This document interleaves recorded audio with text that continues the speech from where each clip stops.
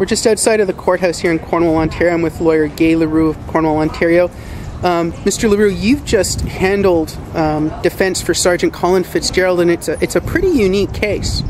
It is. And you've done a pretty amazing job just watching you work through the process, and it's not usual for bail hearings to take over a day, is that correct? Very rare. It's typically 2 hours max, 3 hours, and it's rare that we get a case that goes that long, but it's because of the volume of evidence. Now, this case is unusual because Sergeant Fitzgerald, or ex-Sergeant Fitzgerald, was in the military, and we have some PTSD issues. How many people like Sergeant Fitzgerald with mental illness don't get the support that you've been able to give them?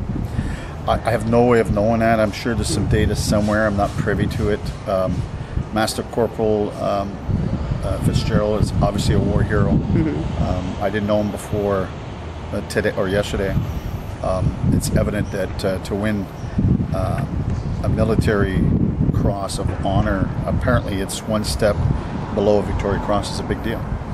I can just tell you what I know about him and what I've read in the newspapers generally in the U.S. about war vets being homeless and suicidal, et cetera, et cetera. And we've seen a lot of that today. Do you have a military background yourself? No. But you have a law enforcement background? Law enforcement, so it's quasi-military, but I was a police officer for 20 years. And it's not uncommon for police officers to have forms of PTSD themselves? Yes, that I've witnessed on many levels.